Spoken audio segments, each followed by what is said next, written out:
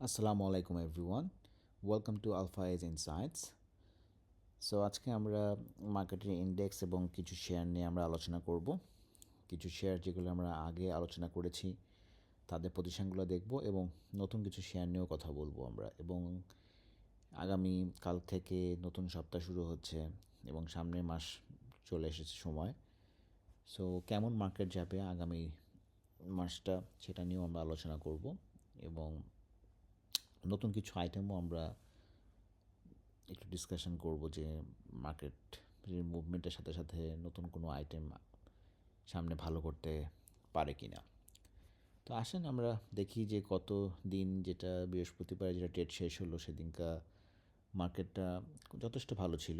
খুবই ম্যাচিওর একটা market movement করেছে, খুব দ্রুত মার্কেট একদম অনেক উপরে চলে গিয়েছে বা খুব দ্রুত নিচে নেমে গেছে তা বললাম না। একটা সুন্দর একটা লেভেলে রেখে মার্কেটটাকে মুভমেন্ট করানো হয়েছে এবং খুবই সুন্দর। দিন শেষে অ্যারাউন্ড 36 পয়েন্ট প্লাস এবং 5,652 খুব সুন্দর জায়গায় আমাদের উইকলি ক্লোজটাও হয়েছে। যদি 5,655-এর উপরে হতো উইকলি ক্লোজটা আরও বেশি ভালো হতো, বাট তারপরেও ভালো। 5,650-এর উপরে উইকলি ক্লোজটা হয়েছে, খুব ভালো হয়েছে। তো আশা করছি এই উইকটা ভালো যাবে। যেহেতু এই উইকটা একটু শর্ট, একদিন ছুটি আছে, তো আশা করি যে খারাপ হবে না মার্কেট। এবং সবথেকে যেটা ইম্পর্ট্যান্ট জিনিস মার্কেটের কনফিডেন্সটা হচ্ছে মার্কেটের মেন স্ট্রেংথ। সো মানুষের মধ্যে কনফিডেন্সটা কমে গেলে বললাম সেটার রিফ্লেকশন আমাদের মার্কেটেও দেখা যায় এবং ভলিউমও কমে যায়। তো চলেন আমরা দেখি যে মার্কেটের ইন্ডেক্সটার অবস্থাটা। দেখেন ইন্ডেক্সটা 5,525 পর্যন্ত নেমে উইক করে আবার বললাম উঠে এসেছে এবং সুন্দরভাবে সে 5,652-তে ক্লোজ করেছে। তার মানে নিচের যে এই সাপোর্টটা, এই 5,500-এর এই সাপোর্টটা যারা বুল তারা চেষ্টা করেছে ডিফেন্ড করতে এবং তারা সাকসেসফুল। কারণ দেখেন আপনি কন্টিনিউয়াসলি 3 দিনের আপনি যদি ভলিউম বারটা দেখেন, এই ভলিউম আর গ্র্যাজুয়ালি ইনক্রিজিং। সো এটা ভালো মার্কেটের জন্য।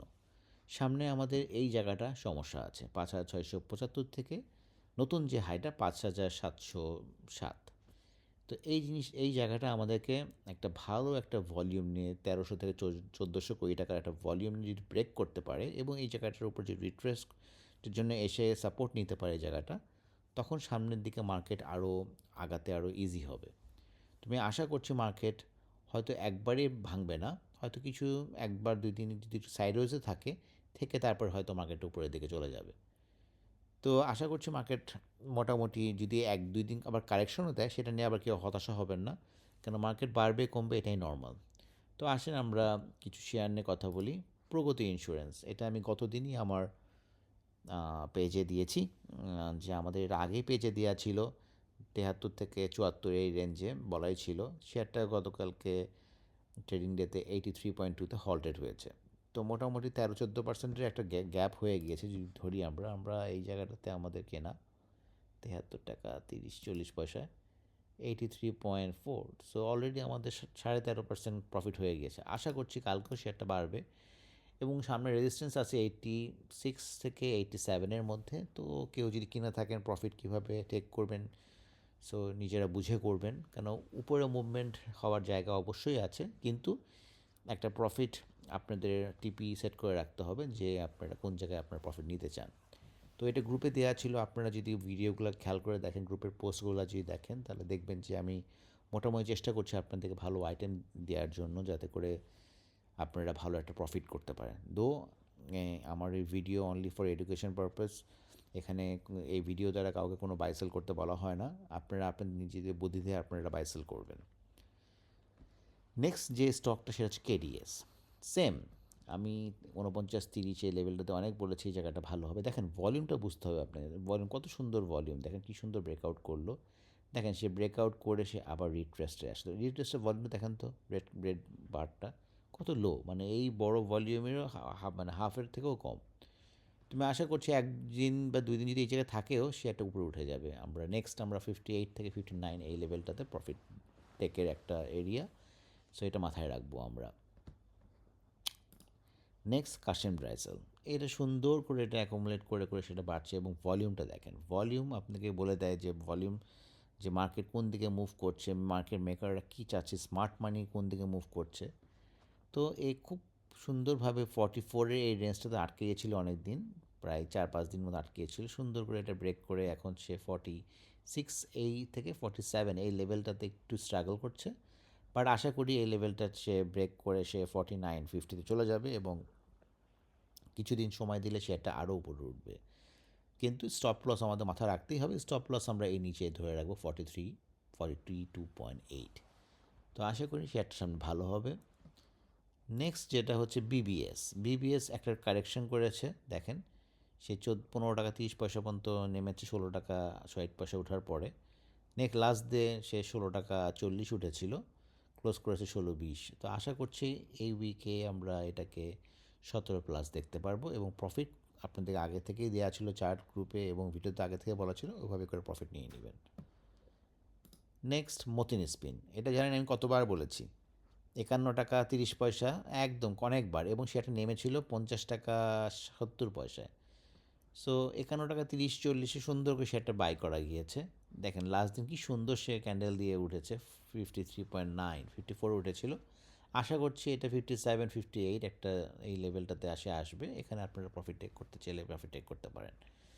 সো এভাবে যদি আপনারা সঠিক জায়গায় বাই করেন, আপনারা কখনোই লস করবেন না। একটু পেশেন্টলি আপনাদেরকে শেয়ার সিলেক্ট করতে হবে এবং রাইট জায়গায় বাই করতে হবে, এবং আগে থেকে আপনাদেরকে প্ল্যান করে রাখতে হবে যে কোন জায়গাটা গেলে আমরা সেল দিব, তাহলে দেখবেন এই মার্কেট অনেক ভালো।